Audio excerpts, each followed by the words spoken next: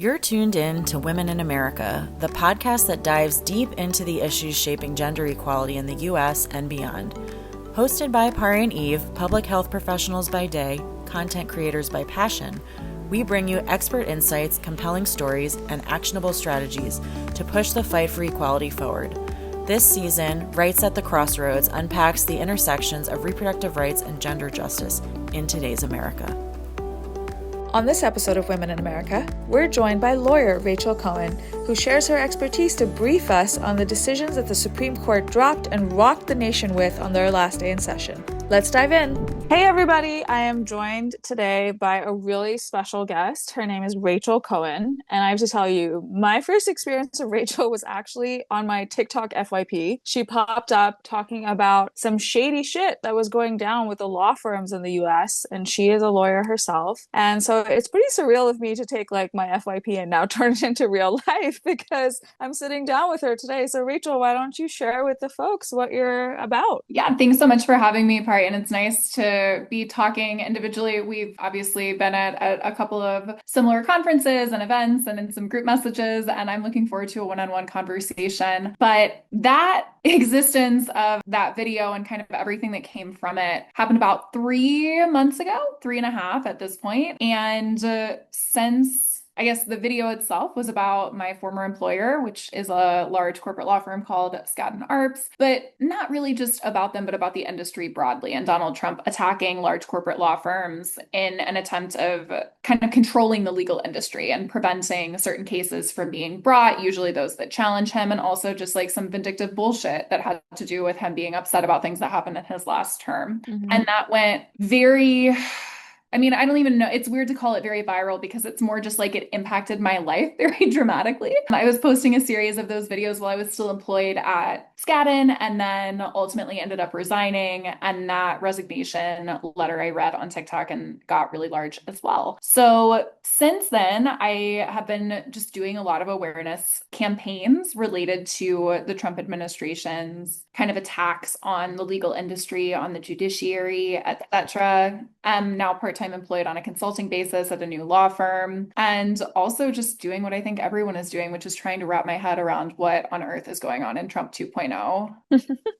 Absolutely. And actually, I'm glad you're here because for folks listening, the Supreme Court of the United States, which we will lovingly call SCOTUS from here on out, has released about 7 or 8 landmark decisions within the last 2 days. And I say last 2 days as in like several of these decisions came out on Friday. And I feel like they're not getting the attention they deserve because 1, there were multiple cases dropped within a few hours of each other. And then 2, the Senate is currently voting on this big bullshit bill that is going to affect like more than 90% of Americans. And so understandably, people's attention is kind of being pulled in multiple directions, right? So Rachel, I'm really glad you're here because I think like it could be a very easy, succinct way for us to sort of review some of the heaviest hitting cases and what they mean for the public moving forward, and then think about like what that means for the future of America. So we're going to pick a few of the cases just to deep dive into them,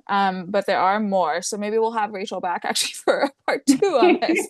But the first one we're going to start with is the one that everyone has been talking about. So it's the case on birthright citizenship and nationwide injunctions. And this was a 6-3 ruling. Now, for folks who are not too familiar with the makeup of the Supreme Court, there are 6 conservative judges and 3 progressive judges. And when I say that, I mean 6 judges who were appointed by Republican presidents initially. And so oftentimes you will see a 6-3 split, except for the occasional instance where Amy Coney Barrett finally remembers that she's also a woman, and decides to vote the other way. But Rachel, tell us a little bit about what the birthright citizenship case means and what the ruling stands for. The birthright citizenship case, so Trump versus CASA, is a complicated one, and it's one where I often feel like I'm doing that lawyering well actually when I explain it to people. I've been grateful that a lot of other content creators have been open to having kind of correct them on things that I'm sure feel a little nitpicky. But the reason that we're nitpicking on this case is because it's about birthright citizenship, but the decision doesn't actually touch on birthright citizenship at all. I go back and forth on, holding that up and saying, that means that birthright citizenship still exists, because it does. there are also a million different rights and privileges and procedural concerns that technically still exist in this country that the Trump administration is ignoring left and right. Yes. So when people are pushing back on a frame of this decision ending birthright citizenship, I want to be very clear that at least for myself, that's not because I think that the Trump administration is following the law. It's because there's a lot of people who are currently pregnant or who recently gave birth or who are birthright citizens, the children of undocumented parents that were born here in this country, that have a lot of questions and concerns about what the case means for their own legal posture and citizenship. And so technically, there is still birthright citizenship in the United States for everyone. There's been some reporting that that's not the case. It is. What this Supreme Court decided to rule on, instead of getting to the birthright citizenship question, which shouldn't be a question at all, is that the lower court judges had used something called a universal injunction, which blocks the Trump administration from implementing its executive order that got rid of birthright citizenship in the entire country while this thing is being litigated. And the reason that they did that, usually in order to get a universal injunction, you need to prove that you're likely to succeed on the merit, like you're likely to win your case, and also that if the policy is allowed to go into effect while the case is being litigated, that there will be, I think the standard is irreparable harm. Obviously, it is irreparable harm to someone who is born while this is being litigated if the Trump administration is saying that there's no such thing as birthright citizenship, right? So it was a very easy injunction to get. Yeah. It goes all the way up to the court, and the court says, we don't know about birthright citizenship. We're not addressing that. That's not what's immediately relevant, because in order to answer that question at all, we would have to think that the universal injunction is permissible. And it's not. It's too overbroad. It oversteps the authority of the court system. And there's nothing like this Supreme Court being concerned about the court overstepping its authority, right? And so we get this opinion that says, functionally, don't use universal injunctions anymore. Yeah. CASA, the organization that brought the case in the first place on behalf of people who were going to be impacted by the rollback of birthright citizenship, was prepared for this because the argument that took place at the court, you can often tell based off the questions the justices ask and things what they're focused on. And it was very clear they were focused on universal injunctions as opposed to birthright citizenship itself. And so CASA was prepared and already had documents drafted because they filed them that day, that instead of having like a universal injunction, certified a class, basically like set up class action saying, okay, if a universal injunction is overbroad, it's not narrowly tailored enough, we are going to identify this group of people that the injunction should be issued for. And that's just going to be anyone that might need birthright citizenship. And that one of the things that frustrated me with the ruling, the way it was reported, is that because only some states had joined only some states were kind of fighting, like Democratic states were fighting and everything, there was reporting that the executive order went into place in the states that weren't fighting it. That's not really what happened. It could have gone into place, but CASA immediately certified this class action. You're going to see a lot of people certifying classes to get injunctions for everyone who could possibly be impacted. Like there's just going to be a lot of work to narrow who is covered by an injunction. And that will at least carry us through not just on birthright citizenship, but in terms of pretty much all unconstitutional actions being taken by the Trump administration. That's going to be what we see until the next Supreme Court session. And at that point, I think people justifiably will be very concerned about the court extending this ruling and saying now, okay, the classes you're certifying are not narrowly tailored enough, coming after class actions, which I believe in his concurrent, Justice Samuel Alito, who's just the worst person alive. I would argue that Clarence Thomas is much worse than him. Sam Alito pisses me off perhaps more because he is not intellectually consistent. Like one thing I will give Clarence Thomas credit for is that he has been saying the most batshit things for way longer than it was cool to say batshit things.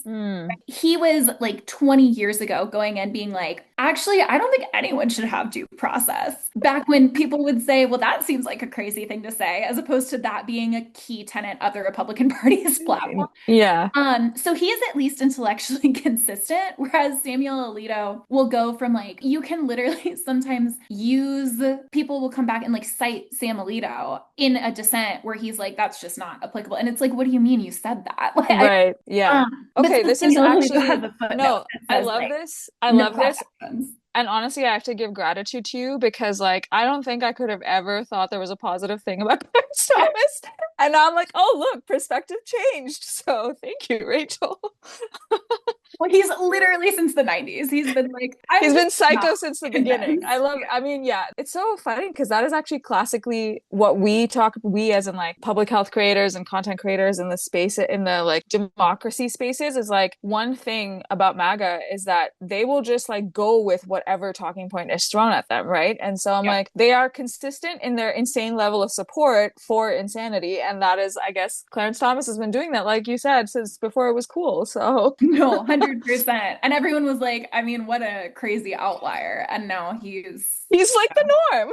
He's there like the actually there average. was, I think, an article that was literally just focused on Clarence Thomas's long game and like how successful it had been and how he had been like the crazy uncle for his entire career on the Supreme Court. And now in the last 5 years, he is like the leader because he's never wavered. Yeah. Being, like a fascist. Wow. I mean, how far we have fallen, truly. But, you know, going back to what you were saying about how like people are interpreting this case in super different ways and also it's intentionally confusing. I think that is part of the point, right? They are always trying to be intentionally confusing because they want to leave it to situations where even if there isn't legal recourse that someone can take, they want people to just change their behavior out of fear of possible legal recourse, right? Like, and then you have the mainstream media, which is reporting it in a certain way, perhaps not exactly in the most intentional ways. And I'm saying this because I want to read to you what the New York Times summarized this birthright citizenship case to be. And the reason I'm going to read it to you is because it's actually not what you just said, right? What you're saying is that like people are not understanding the depth of this. So I am understanding they wrote two summary sentences, and correct me if I'm wrong, but I believe that their first sentence is accurate and the second sentence is not. Okay, so in the first sentence they say, in a 6-3 ruling, the court said that federal judges have exceeded their power in issuing temporary pauses on President Trump's executive order ending birthright citizenship. Is that correct? That's correct. That is correct. Okay, now what I think is wrong is the second sentence based on what you just shared with me. The ruling did not address the order's constitutionality, but it would allow Trump to end birthright citizenship in some parts of the country. Say more about that. So that's exactly the summary that I was thinking of, actually, because that's what they put on their Instagram graphic. Yes. And I saw some that at least that pointed to the fact that not all the states challenged it, that it was overbroad, whatever else. But framing it as allowing him to end birthright citizenship is totally incorrect because they said that the Supreme Court said that the injunction was overbroad and that it would need to be more narrowly tailored. And that day, CASA created this class to allow it to be more narrowly tailored because everyone knew that this was coming. Right. And so when you run a headline like in birthright citizenship in some parts of the country, that makes people very, very scared. What parts of the country? Who does it end for? What really was ruled was that, especially, I see how you could make the argument if you're a New York Times writer that technically he's been able to end birthright citizenship in places where if CASA hadn't filed their class action, he might have been allowed to end birthright citizenship while it was litigated, whether or not he could end birthright citizenship, which I'm a big cynic. And so I am not 100% convinced that the court will ultimately find that birthright citizenship is a constitutional right, but they really should. Like anyone who remotely believes in the system feels extremely confident that they are not going to hold this executive order to be constitutional, because it would have to be just unbelievably bad faith arguments to find that Trump could end birthright citizenship through an executive order. And but if there's some things that the SCOTUS does well, it's been saying so. Literally, Clarence Thomas has had those written for 40 years. He's been ready. He's ready. He's like, I have had this. Let me check my history. Like truly just, it's, yeah. No, literally. He's like, I wrote this dissent years ago. But so saying that makes it sound like birthright citizenship has ended in certain parts of the country. And that is just objectively untrue. And I think that it's really irresponsible reporting, even if a New York Times reporter could make the argument that it is technically accurate in this exact moment. Birthright citizenship, what is true is that if you don't need to be protected by this injunction. So if you are a citizen or you're not pregnant or anything else, like if the birthright citizenship executive order doesn't impact you, then the injunction no longer covers you. That was the court's whole point, was that and it's stupid. Like they're just trying to make people afraid and they're trying to limit the power of the lower courts that keep blocking Donald Trump's agenda. But what they basically were saying is that there shouldn't be an injunction that blocks the executive order for everyone because most Americans aren't impacted by the executive order. And so it's overbroad. Right. And so Donald Trump can end birthright citizenship to the extent that it doesn't impact any, like there's no force behind it while this is litigated. And even if CASA had not been ready to go and had that class action ready to go, the way that that infographic read made it seem like they had reached the question of birthright citizenship, even though they say in the first sentence that they didn't. There's no finality to this decision because it is still being litigated. And so it just really, I thought, an irresponsible frame for people that are not attorneys. Yeah. And you know what's interesting to me is that for folks listening, so Rachel and I are part of a few group chats made up of content creators, right? And we rely on each other for expertise because just like Rachel laid out, there's things happening every day that not necessarily everyone can speak to based on your background. And what I'm thinking, Rachel, while you're talking about this, is if a group of random progressive content creators can get our shit together and get stuff fact checked before we put it out, you'd think the New York Times could do the same thing, right? But it seems that they have no lawyers on their staff who... No, I think they're literally between Supreme Court reporters and it's showing. Yeah. Word. Okay, so deep diving into the next ruling. And as a reminder to folks listening, we're only touching on a few because there's so many. But while we have Rachel's expertise, I wanted to also talk about the Supreme Court decision that dropped that relates to transition care for transgender youths. So for folks who need context around this, the state of Tennessee essentially was deciding whether or not transgender minors could be afforded the same level of healthcare that is already afforded to other minors. What I mean when I say that is, for example, if you were assigned male at birth in Tennessee, you can receive testosterone as a minor. But if you were assigned female at birth, you cannot. And so the state was saying that they're going to maintain that division. And the folks who brought this lawsuit against them, which are 3 transgender minors and their families and a few organizations, and literally every sane medical provider in the country is saying, well, actually, gender affirming care is healthcare and you should be obligated to provide it. And so this case hit the Supreme Court. And in another 6-3 ruling, the court upheld the Tennessee law that is now going to prohibit medical providers from prescribing anything that relates to gender affirming care, so like puberty delaying medication or hormone therapy, to minors who identify as transgender, saying that it does not violate equal protection principles. Rachel, tell us from like your perspective a little bit more about this case. I definitely need to read Scrimetti more carefully. Honestly, my roommate she's sitting for the bar and does a lot of LGBTQ litigation and work. And so I often just have her explain these things to me. I kind of farm out the brain trust where I focus on things that I have more expertise on, like migration work, and she will explain those things to me, but is currently studying. So I've not delved into it as much as I would like to, unfortunately. My understanding, again, I think just the big takeaways that are important for people who are directly impacted and important to highlight is that this is specific to children's healthcare. And I know that that doesn't make it at all unproblematic or not devastating, but I think that this, again, kind of back to the birthright citizenship case, we are seeing really major attacks happen on vulnerable groups in this country, and it's terrifying. And I think that sometimes it feels really unproductive to go in and say, but these attacks are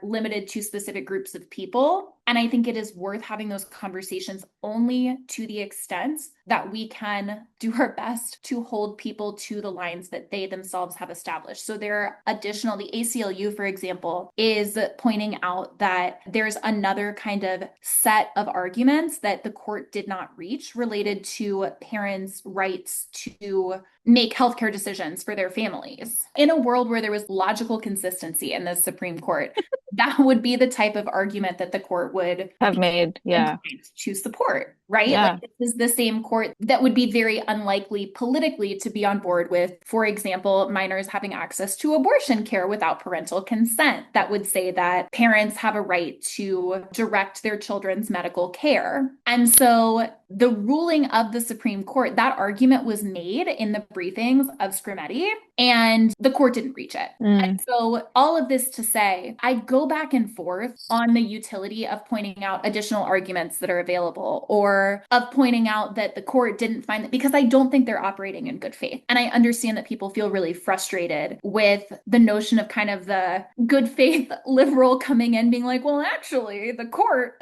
we could make this argument and the court would believe us. I don't think that the court will believe us, but I think it lets us run the clock to make additional arguments and to make them have to say all of the, see their own logic through. And so again, this is not a final nail in the coffin on this case, but I do think that it's very much, or on this issue, but I think people are right to feel as though it is, and we will have to continue to litigate and see where it lands. Yeah. I think we know where it will land, but I do just think that it's not totally done yet. Yeah. To me, the immediate takeaway from Scrimetti is unfortunately not positive at all, right? It's hard to justify that decision. It's hard to assuage any concerns around the fact that this is going to affect the lives of children in Tennessee and possibly even beyond, because now that the Supreme Court has set a precedent, it's possible that other states will try to litigate similarly. But to me, the key points about Scrimetti are the absolute hypocrisy in that decision. The issue was other things, they would have ruled differently, or they would have come at this a different way. I know you were saying that you debate the utility of bringing up other arguments, but I think actually in this case, it is worthwhile to bring up that other argument because it is pointing out exactly what you're saying, is that they're not operating in good faith. The other thing about Scrimetti that everyone knows, because I harp on this so much, I think our listeners are probably tired of me saying this, but it really emphasizes the importance of local elections, truly, genuinely, right? We have so many examples of this, but this is okay, they took the most vulnerable population, the most marginalized group in a state, and took a case all the way to the Supreme Court to try and strip them of the basic human rights that other people of the same age in that state are already afforded. The reason they did that is because the state of Tennessee proposed this law, they took it to multiple courts, and then elevated it to the Supreme Court. And the state of Tennessee is made up of elected officials. And so it really is pointing out to me is we need to create change, not just at the presidential level, not just at the judicial level. We need to be creating change at the local level via our votes and our voices, because it truly, the ripple effects that can come from a single person being elected into local office are more than some of us can comprehend until it's in front of us, So that is something that Scrimetti really makes clear to me. Yeah. And I think it's also, just to build on that point, when we talk about wanting change at the federal level or wherever else, the way that we get good people with national profiles, with experience to be in positions of power at the federal level is by making sure that we have a pipeline. It's by making sure that there are people who have support and mentorship from progressives at the federal level who are coming up through state and local level elected office, and that it's a necessary step to protecting people from nightmare federal government by having those people in office at the state and local level to pass the things that are protective of people. And it also is a necessary step for when we do eventually hit federal elections that people care a lot about. We can't have a vacuum of progressives that are now, trying to figure out how to spin themselves as a federal candidate if they have experience at the state and local level. Yeah, that's a very good point. Okay, last one. We're actually gonna, I think, wrap up with some positive news. So not every decision was holy shit, I need to move to another country. The last one we're gonna talk about is the one also actually that is going to transition us into talking about what's happening right now in the Senate, which the Supreme Court released a decision relating to preventative care under the Affordable Care Act, or as Republicans like to call it, Obamacare. Okay, and this one was actually a 6-3 ruling, but not the typical 6. It was one of those few times where 3 of the Republican judges remembered that they are actually human beings and actually give a shit about people. And Amy Coney Barrett was one of them who finally, I guess, remembered that she's a woman. But essentially, the court ruled they rejected a challenge to the Affordable Care Act. Okay, they determined that the law that determines what types of preventative care insurance companies must offer for free is constitutional. And therefore, that preventative care can remain under the Affordable Care Act. Rachel, I know you said that your area of interest and specialization is more around migration, but any like specific things other than what I said people need to know about this case in particular? I think this is not legal expertise, but just in general, I think that consistently we have seen that, I hesitate to call these people more moderate, right? But the non-Thomas Alito branch of the conservatives on the court are really unwilling to touch the ACA beyond where we've already seen that happen. And I think that there are legal commenters who still believe in the intellectual consistency of the court that I'm sure would come up with a lot of reasons for this. But from my perspective, I think that has a lot to do with the unpopularity of rolling back healthcare. I think that's to bring it back to, the big bullshit bill. That's what has really flipped Tom Tillis on these things, is the rollback of Medicaid. And I think that it's really hard for the Republican Party to take rights away from people that they have become used to, especially rights that affect large groups of people, as opposed to targeting particularly vulnerable minorities like the trans community and particularly trans youth. And so I think that the Supreme Court is still treading very lightly in the aftermath of overturning Roe and seeing the damage that it did to people's trust in the institution. And I think that the ACA is going to remain a popular target of Republicans, but I think that it's going to be very challenging to convince this court to take people's health care away. Well, especially because, exactly as you said, this is something that directly affects the Republican base as well, right? Like that is one of the things that in my line of work, we see that often. Like I obviously work in abortion and reproductive autonomy quite a bit, but we saw this exact thing that you're describing play out when Trump went after IVF, or I should say when the Alabama State Supreme Court went after IVF, right? Their own base revolted. It was literally like Christian white women who for the first time ever stood up for reproductive rights. And of course, in their minds, they were like, oh, this is different than abortion, even though anyone with a single ounce of critical thinking or common sense understands that you literally cannot have IVF without abortion existing. Like those two things are not mutually exclusive, right? But we saw it happen. And within 24 hours of the Alabama State Supreme Court saying IVF, like saying that embryos are people, which would then, of course, hugely criminalize IVF, the Republican Party had a breakdown. Like they had a true meltdown because like everybody was floundering. They didn't know what the talking points were. It was the one time we really saw like a true inconsistency among MAGA folks because they hadn't had enough time to get like their directions, So I think you're absolutely right. It's not just about the size of the group that something's going to affect. It's also about their base. I'm saying this and I'm about to admit that breaks down when we're looking at this big bullshit bill, right? Because right now in the Senate, and I say right now as in like literally at this very minute, currently the vote is scheduled for 6 hours from this conversation. And so it'll probably be voted on by the time this episode goes live. But, we've been in the Capitol all weekend talking to senators and hearing about all of the stuff that's going down. They're proposing $930 billion in cuts to Medicaid, which is like, if you take away almost $1 trillion from Medicaid, it is not just folks on Medicaid that are about to suffer. It is like every aspect of the healthcare system is about to crumble, right? So I've been really having some like very confusing conversations in my head about like why even the Republicans are supporting this bill. I truly don't get it. But yeah, I think you are right in that it is about who it affects. And so we often see Roberts, Kavanaugh, and Barrett like make decisions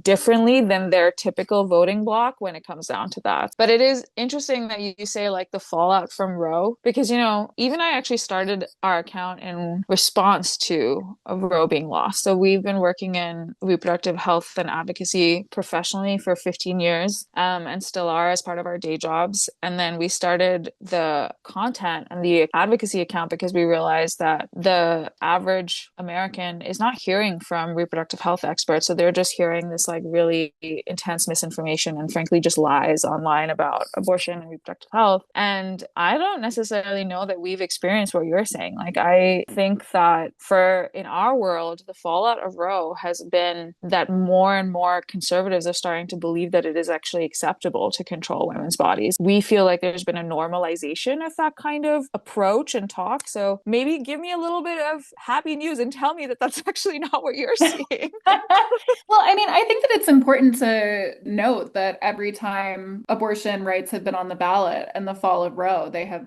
always won. Yeah. And I think that it's something that I see pretty consistently in messaging from the Republicans. Not that they're not doing it, they are. But I think that we've seen a real decline in campaigning on the fact that Roe has been overturned, in campaigning on kind of right to life rhetoric. And that is a totally separate thing from the actual impacts here. But I think in many ways it's actually problematic because I don't like when they catch on to things that they like being unpopular, because the Republican Party will not change their views because they are unpopular. They will just do them behind closed doors. Yes, I'm so glad you said that, because that is, I think, what a lot of people miss, right? Is that it's unfortunately happening regardless. But I do want to say, like, I think that the people who do recognize that can start to feel a little bit hopeless, because it's like, okay, the Supreme Court is kind of just acting in bad faith all the time. Stuff is happening behind closed doors anyway. We can't control stuff at the judicial level. So I would love your perspective on like, what is the silver lining here? Because I know that there is some stuff that you were sharing with me at the start of this call. Like, what should people be hopeful about, and what are the avenues for change that perhaps the general public isn't necessarily seeing as clearly as you are? Yeah, I think that silver lining is a strong term. I would never try to tell anyone that it's not a silver lining, but what I've been saying to people a lot, I've been thinking there's this Antonio Gramsci quote that you may have seen on social that basically says like he wrote while he was in prison, in a Mussolini prison, about how the old world is dying, the new world struggles to be born, now is the time of monsters.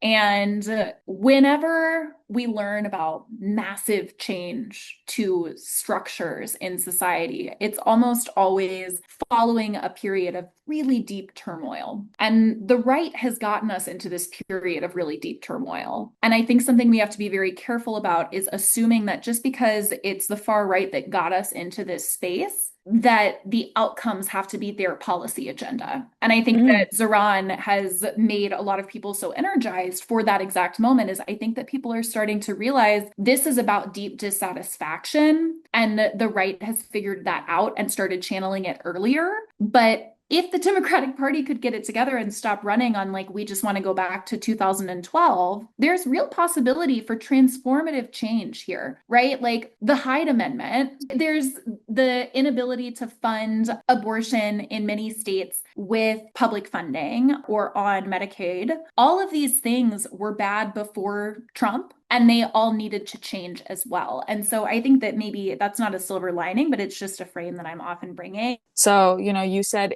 if the Democratic Party, and I think I agree with you, like if the Democratic Party changes how they're doing things, it could be revolutionary. And I think it's the role of every one of us to keep pushing them in that direction, right? So I appreciate that perspective. Places that folks should be going to get more resources on these kinds of things, or like how to sort of stay in the fight in maybe untraditional ways. I think absolutely. One of the things, and I know this is a very dissatisfying answer, I feel like I've prefaced several answers to you with this, but I think one of the areas where we're really struggling is with long-term transformative change and plans.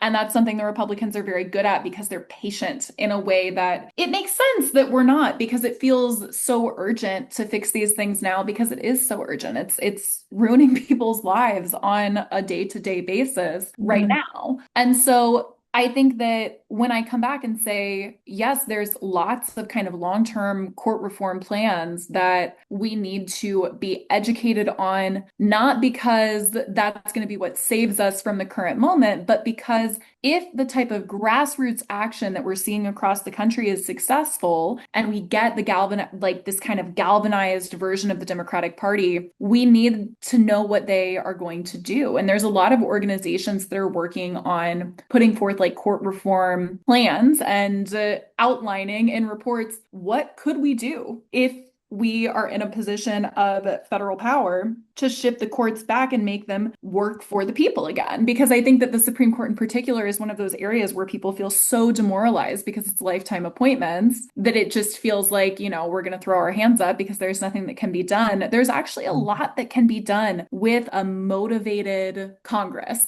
I think that we need to research and understand those things. So I would pull to, there's this org called People's Parity Project, PARITY, that has done a number of reports on what changes to the judiciary could look like and how feasible they are, which is vary if we just acknowledge that we need transformative change. And I would, when you are reaching out to elected officials, I think especially people in blue states a lot of the time feel like, what do I even do at the federal level? Because I know my senator is going to vote against this bill. I know my congressperson is going to vote against this. Use this time to ask them what they're going to do about the courts. Make it clear that this is something that's important to non-attorneys and that you're paying attention to and that you want them to have a plan for. That's a great point. Rachel, thank you so much for your expertise and your insightful perspective. I genuinely sometimes wonder if it's possible for me to see things in a different light, given how much time I spend thinking about this stuff. And I do think you actually were able to achieve that, especially on Clarence Thomas. Like, well done. Truly.